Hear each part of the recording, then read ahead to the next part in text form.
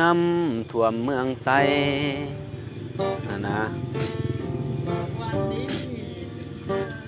น้ำท่วมเมืองไสมันทำลายทุกอย่างนาสถานที่เคยเฮ็ดกินมาน้ำท่วมไปสาเสียแล้วเสยเมื่อเพื่อนที่เคยอยู่เข้าในเราที่เฮามีเอ่ยนำกวาดไปทางใดบ่ฮู้เลยเฮาจึงเอ่ยขอความสวยเหลือม่วนนะลืมไหมจะกระห้องต่อรถหน้าสาวหน้าเราน้องเมงดานอนยอนั้นนาถือขอหายเสียหายนักหนา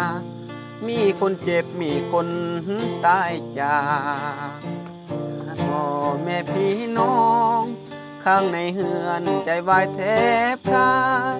นี่แล้วน้อเพิ่นว่าธรรมศาสตร์กลับมาเฮ็ดให้นำล้า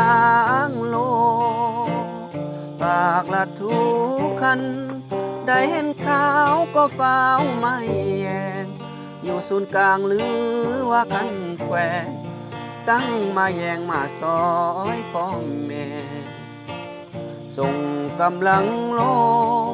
ส่งเครื่องของส่งเข้าส่งนำสวยกันสร้างที่อยู่อาศัย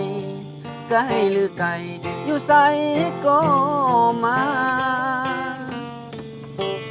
ยิ่งเอิญทุกคนโจทย์พ้นเสียให้เพิ่นซอยแน่เป็นจังใดขอให้ซอยแน่บ้านของเฮาเมืองไสเสียหาย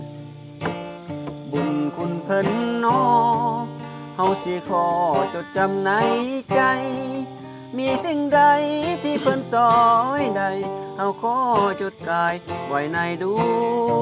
วงใจกันโก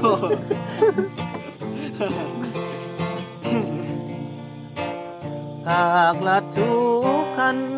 ได้เห็นข่าวก็ฟ้าวไม่แยงอยู่ศูนย์กลางหรือว่ากันแหวงตั้งมาแยงมาซอยพ่อแม่ส่งกำลังลงส่งเครื่องของส่งเข้าส่งนำลงช่วยสร้างที่อยู่อาศัยไกลหรือไกลอยู่ใสก็มาจริงเอิญทุกคนโจทย์พ้นเสียให้เพิ่นซอยแด่เป็นจังใดขอให้ซอยแด่บ้านของเฮาเมืองไส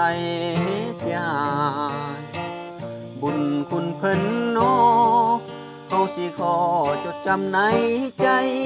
มีสิ่งใดที่เพิ่นซอยใดเฮาขอจดกายไว้ในดวงใจ